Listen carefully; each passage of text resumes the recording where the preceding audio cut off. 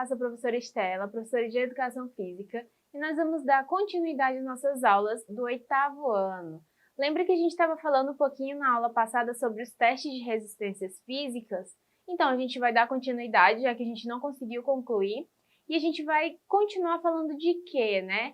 Da frequência cardíaca, como é medida, para que serve, por que a gente tem que saber medir ou aferir a nossa frequência cardíaca, como que a gente faz esse procedimento, e a gente vai ver sobre isso na nossa aula de hoje. Então vamos lá.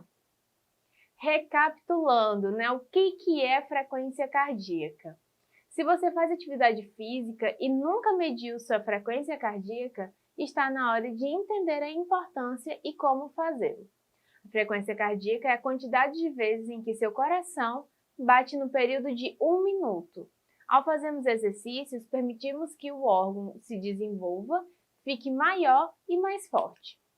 Como se mede a frequência cardíaca, né? A frequência cardíaca é medida contando quantas vezes o coração bate em um determinado tempo. As seguintes fórmulas podem ser usadas: contar 10 segundos e multiplicar por 6, contar 15 segundos e multiplicar por 4, contar 30 segundos e multiplicar por 2, ou contar por 1 minuto. Quanto maior o tempo, mais preciso será o resultado. O total deve ser sempre referente a 1 minuto, já que é esse o intervalo de tempo usado como parâmetro. A frequência cardíaca é expressa por batimentos por minuto, por exemplo, 75 batimentos por minuto ou 75 BPM, né? Então, como vocês puderam ver, existem três formas da gente aferir, né, medir a nossa frequência cardíaca. E aí a gente tem só que lembrar, a primeira instância, que toda vez que a gente for medir nossa frequência, ela tem que ser no total de 1 minuto, tá? Que é esse que a gente usa como parâmetro. E aí vocês podem ver, podem contar por 15 segundos e multiplicar 15, 30 ou até mesmo por 1 minuto mesmo. E a gente vai saber agora o pra que a gente tem que saber a nossa frequência cardíaca, né? Vamos ver. Durante a prática de exercícios aeróbios, a frequência cardíaca indica se a intensidade da atividade é adequada. Controlando a frequência, você também evita ultrapassar o nível seguro de esforço para o seu organismo. Além disso, frequências muito baixas, menos de 60 BPM, são chamadas de braquicardias, ou muito altas, mais de 100 BPM, são chamadas de taquicardias. Indicam possíveis problemas no coração, sendo necessário procurar um cardiologista para fazer exames, né? Então tem esse gifzinho aí do lado, que vocês podem ver, tem ali a batida normal do coração e a batida mais lenta, que é a braquicardia, né? E aí vocês podem ver já essa alteração, né? O ritmo que o coração está batendo. E ali embaixo a gente não colocou a batida, mas quando aquela pessoa está ansiosa, muito nervosa, o coração dá uma acelerada, que é chamada taquicardia, né? Vamos seguir. Quais as formas de determinar a frequência cardíaca? A forma mais simples de determinar a frequência cardíaca é sentindo o pulso no pescoço ou no punho. Médicos e enfermeiros podem usar também o estetoscópio, que é o aparelho para ouvir o coração e a respiração. Então, como vocês puderam ver, vocês podem medir a frequência de vocês ou pelo punho, com o dedo indicador e o anelar, ou no pescoço, né, que é os locais mais recomendados. Caso você for medir a de alguém, usar esses 2 dedinhos também e nunca usar o polegar na outra pessoa. Por quê? Você pode confundir o seu batimento com o da outra pessoa. Continuando. Quais as formas de determinar a frequência cardíaca? Existem equipamentos específicos para isso. Os frequencímetros ou mediadores de frequência cardíaca são compostos por uma faixa que fica posicionada no tórax, abaixo dos mamilos, e um dispositivo, geralmente em forma de relógio, que mostra a frequência instantaneamente. Há ainda alguns monitores que são parte de aparelhos de ginástica, como esteiras ou bicicletas, que são colocados na orelha ou na ponta do dedo. E aí, como medir a frequência cardíaca no punho, né? Primeiro você deve identificar a área onde é mais fácil perceber os batimentos. Ela se localiza no punho, próximo à mão, né? Abaixo da linha do polegar, em direção à palma da mão. Nessa região, você irá sentir o pulso da artéria radial, com o indicador e o dedo médio da mão esquerda. Pressione suavemente essa área do punho direito até que perceba o pulsar do fluxo sanguíneo, né? Se for verificar a pressão de outra pessoa, nunca use o polegar, pois você poderá confundir a sua frequência com a da outra pessoa. Então, como eu já havia falado para vocês, como é que a gente faz essa medição, né, da frequência, que nem eles falaram, aqui a gente coloca abaixo do punho direito, do dedo direito, né, do polegar, e a gente vai colocar esses dois dedinhos aqui e vai tentar aferir, né? Vai prestar atenção, vai com o seu tato mesmo, vai ver onde tem a veia e vai contar pelo período de 1 minuto ou menos e vai utilizando aquelas fórmulas que vocês acharem melhor. Vamos lá. O que é a frequência cardíaca máxima, né?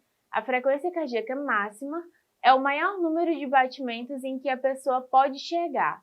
Ou seja, o número máximo de batimentos no seu coração consegue alcançar. Ela é calculada a partir de uma fórmula simples. A diferença de valores entre homens e mulheres supra a diferença entre os sexos. Usualmente, a frequência cardíaca das mulheres é ligeiramente mais alta que a dos homens, né? Então, a gente pode ver essa fórmulazinha para homens, que é a frequência cardíaca máxima, igual a 220 menos a idade, e para mulheres, frequência cardíaca máxima, igual a 226 menos a idade. Então, como vocês podem ver, é muito interessante que vocês resolvam essa fórmula, porque se vocês souberem a frequência cardíaca máxima de vocês, durante um treino que vocês podem ter esse controle de frequência cardíaca, você pode saber o nível de intensidade do exercício que você está executando. Às vezes a gente está fazendo algum exercício que ele acaba não sendo tão eficaz porque o nível de intensidade não está tão alto. Ou às vezes está muito elevado e está colocando a sua vida em risco, né? Continuando. A gente vai falar um pouquinho sobre o teste de correr ou andar de Cooper, né? Vamos falar um pouquinho dos testes agora. A pista onde o teste foi realizado tem 338 metros. Os indivíduos são alertados de que eles poderiam caminhar ao sentir-se cansados, né? Mas eles deveriam percorrer a maior distância possível durante 12 minutos. A metade dos indivíduos executa o teste, enquanto a outra controla a distância percorrida. Ao final dos 12 minutos, o instrutor apita. As distâncias, com aproximação dos últimos 10 metros percorridos, serão registradas para efeitos de cálculo. Então, vamos dar uma olhadinha como é que funciona esse teste nesse vídeo agora que a gente vai colocar para vocês. Vamos lá.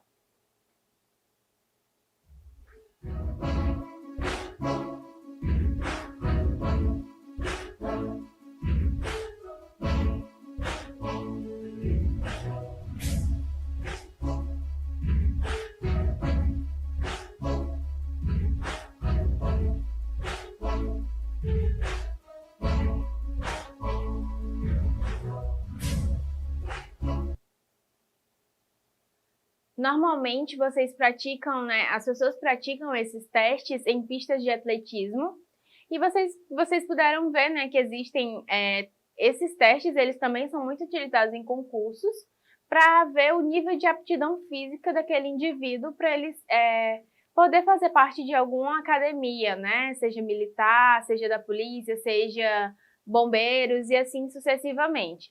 Então, a gente já falou sobre isso na última aula e a gente vai continuar agora falando de outros testes. Vamos falar um pouquinho sobre o teste de abdominal agora, como é que é feito, né?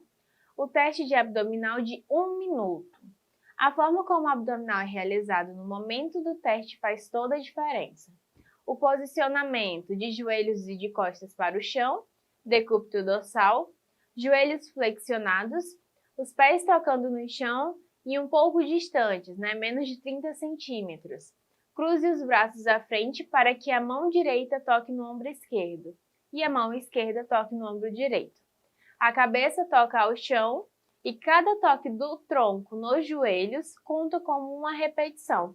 Então, vocês puderam ver que é bem preciso, né? Os posicionamentos de cada teste. Por quê? Se não acontecer, por exemplo, o toque do tronco no joelho, não é contado como um abdominal. Então, a pessoa vai continuar fazendo até executar da forma correta.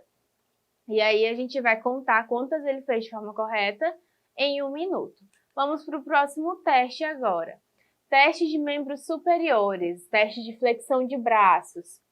O avaliado deve se posicionar de decúbito ventral, com as mãos apoiadas no solo, com a distância de 10 a 20 centímetros a partir da linha dos ombros, com os dedos voltados para frente.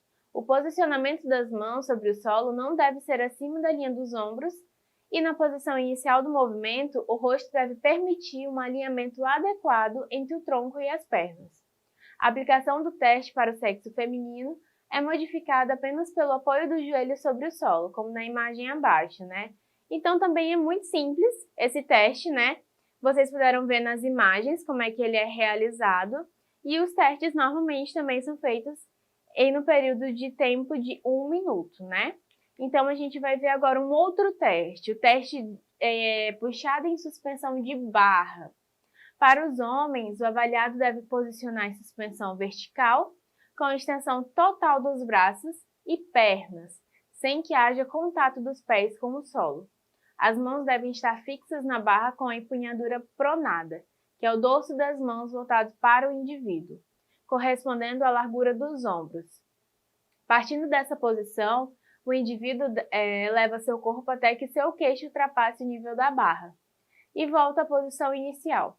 Já para o sexo feminino, esse teste é diferenciado pelo posicionamento estático, sendo resultado do registro de tempo máximo em segundos de permanência em suspensão com seu queixo acima do nível da barra. Então, é muito simples também esse teste, talvez vocês não tenham entendido pelas nomenclaturas, mas é simples. A barra, para homens, eles devem puxar, né, fazer a puxada e sempre passando o queixo depois da barra e vai ser contada quantas barras ele vai fazer no período de tempo.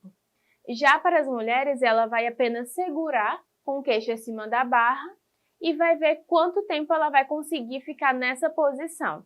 É somente isso. E aí a gente vai exercitar um pouquinho. Vamos ver como é que vai ser nosso exercitando de hoje. Escolha um dos testes citados no conteúdo que acabamos de estudar, grave a execução, registre os resultados e mande para o seu professor. E responda as seguintes questões abaixo.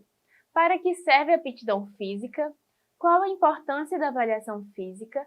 Quais os tipos de resistências físicas? E qual a importância de se calcular a frequência cardíaca? Convide um familiar seu e calcule a sua frequência cardíaca através do punho. Anote no seu caderno como foi realizar o seu teste. Então é muito simples, né? Tanto a parte prática quanto a parte dissertativa. Espero que vocês tenham entendido o nosso conteúdo de hoje. Não esqueçam de acessar a nossa plataforma Eduque para vocês terem acesso aos nossos materiais. E até a próxima aula!